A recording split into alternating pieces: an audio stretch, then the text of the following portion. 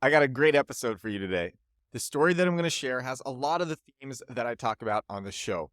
It's about perseverance. This is a story that lasts for 12 years before the thing is successful.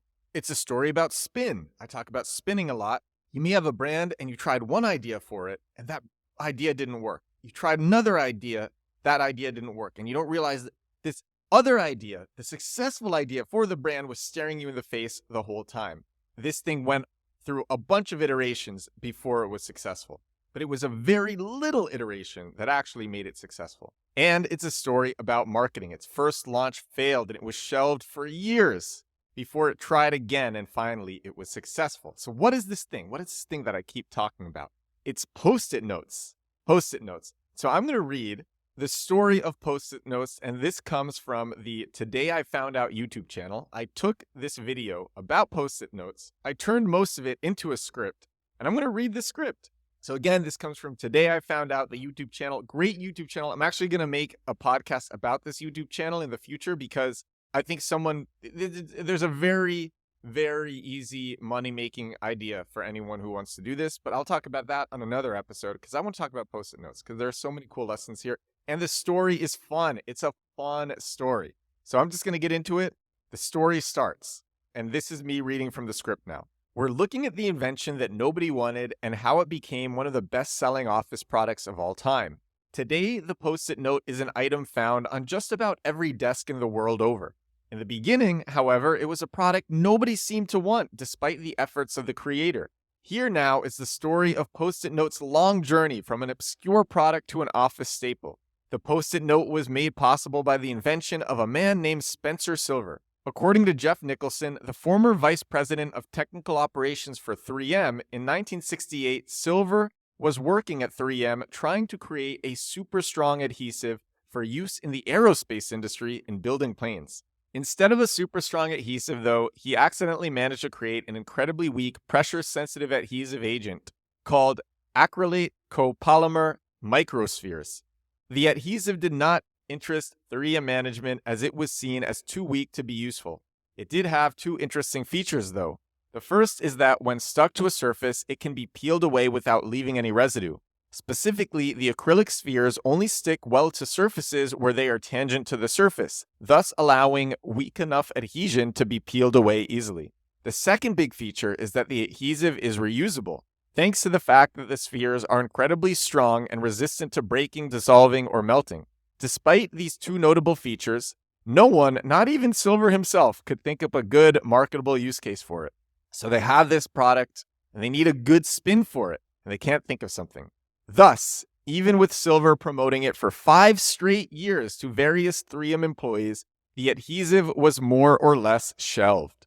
In 1973, when Jeff Nicholson was made the product's laboratory manager at 3M, so Jeff Nicholson was the former vice president of technical operations for 3M, as mentioned at the beginning. When he was made the product's laboratory manager at 3M, Silver approached him immediately with the adhesive and gave him samples to play with. Silver also suggested what his best idea for a use for the adhesive could be, making a bulletin board with the adhesive sprayed on it. One could then stick pieces of paper to the bulletin board without tacks, tape, or the like. The paper could subsequently be easily removed without any residue being left on the sheets. While this was a decent enough idea, it wasn't seen as profitable enough, as annual bulletin board sales are not significant. Enter the second major event that would lead to the Post-it note, this time courtesy of chemical engineer Art Fry. Besides working at 3M as a product development engineer and being familiar with Silver's adhesive, thanks to attending one of Silver's seminars on the low-tack adhesive, he also sang in a church choir in St. Paul, Minnesota. One little problem he continually had to deal with was accidentally losing his song page markers in his hymn book while singing, with the song page markers falling out of his hymnal. From this, he eventually had the stroke of genius to use some of Silver's adhesive to keep the slips of paper in the hymnal. So he used the adhesive to keep the slips of paper from falling in the hymnal. And then Fry, this chemical engineer, he then suggested to Nicholson and to Silver that they were using the adhesive backwards. Instead of sticking the adhesive to the bulletin board, they should put it on a piece of paper, and then it could stick to anything.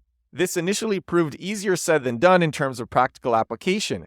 It was easy enough to get the adhesive on the paper, but the early prototypes had the problem that the adhesive would often detach from the paper and stay on the object the paper was stuck to, or at least leave some of the adhesive behind. In this way, there was no such problem with the bulletin boards Silver had made because he had specifically made them so that the adhesive would bond better with the board than the paper. Two other 3M employees now entered the scene. This is a freaking tale. Roger Merrill and Henry Courtney.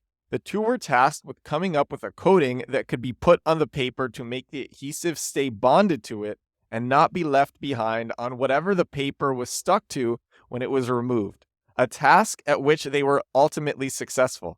However, because management at 3M still didn't think the product would be commercially successful, they more or less shelved this for 3 years, even though the Post-it notes were extremely popular internally at 3M Labs during that span.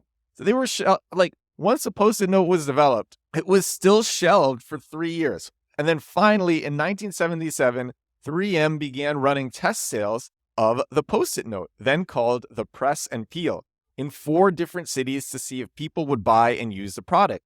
It turned out no one much did, which confirmed in the minds of the executives that it wasn't a good commercial product. Luckily for office workers the world over, Nicholson and Joe Remy, who was Nicholson's boss, didn't feel like giving up just yet.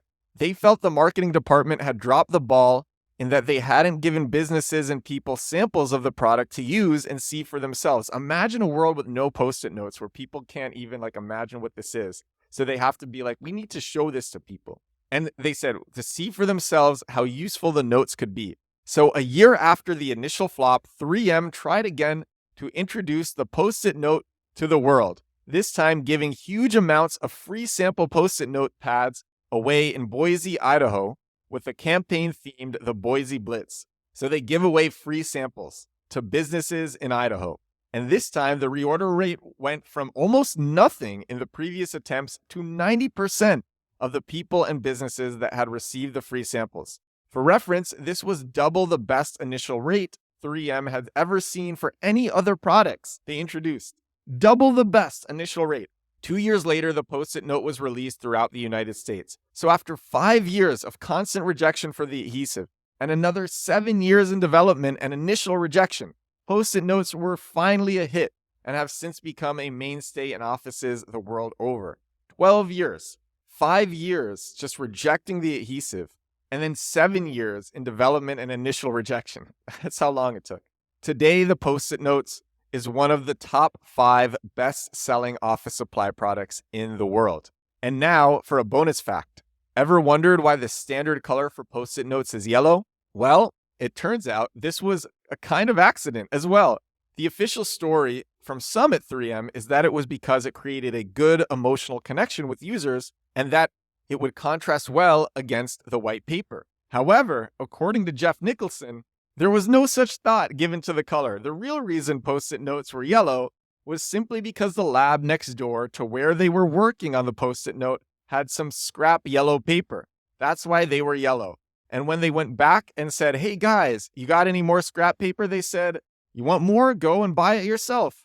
And that's what they did. And that's why they were yellow. It was just another one of those incredible accidents. It was not thought out. Nobody said they'd be better yellow rather than white because they would blend in. It was a pure accident. And that is the story of the Post-it note. What a tale. One of the things that I say on this show is people give up way too soon. They bounce around like ping pong balls from what they think is opportunity to opportunity to opportunity to opportunity, and they would have been better off with sticking with that thing. Now, 12 years is a really, really, really long time. I think if you just stick with something, it could take 1 year, 2 years, maybe 3 years. But most people, they just bounce around. And they'd be so much better off if they just stuck with that one thing. That's why I am so consistent, because I finally learned that. It took me so long to learn this, and I finally learned this. And that's why I'm so consistent, because I know what the compounding effects will be. Consistency and perseverance. This dude Silver didn't give up for 12 years. And then the other, success is usually right under people's nose. There is probably something that I could be doing right now that I am completely missing that would just be a complete game changer. But that's why I try lots of different things. I try lots of different things with my videos, with my podcasts, with my products, because I know that eventually with experimentation, just like what happened with the Post-it note, I will find that thing. And what happens when you switch from opportunity to opportunity to opportunity is you give up all the learnings on the first opportunity or the second opportunity, and then you have to learn again. And you have to take all that time that you spent to learn what might be possible and what doesn't work and what does work. And then you have to learn that again for something else. And it's so much smarter if you just stick with one thing. And that's why I love this story. And then the marketing, give value up front. That's what worked for them. They had to try all these different things. And then what worked was giving value up front. I'm making my product right now, my program on bottom of funnel search engine optimization. And something that I am doing with my landing page is I am actually trying to give away a lot of value on the landing page. I'm trying to be very informational and interesting so that people will share that landing page and then want the product. But I'm trying to give value up front. So why free trials are so popular, free samples, super popular, but you have to make people understand that they want this. And it wasn't until Post-it notes had free samples that people said, oh, this is useful. I want this. So if it's a landing page, you can make it valuable and shareable.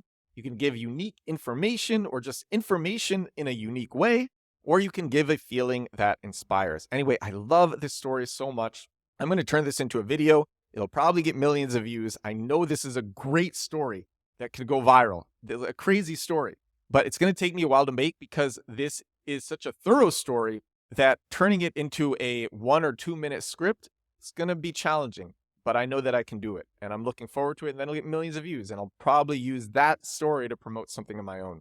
That's what I'm thinking of doing. Anyway, this is episode 297 of my daily growth hacking, growth marketing podcast, The Edward Show. 297 episodes of The Edward Show. Thank you so much for watching. Thank you so much for listening. I'm going to get lunch now. It is afternoon in Europe. I'm going to get some lunch. I'm actually going to get Indian food. I'm really excited.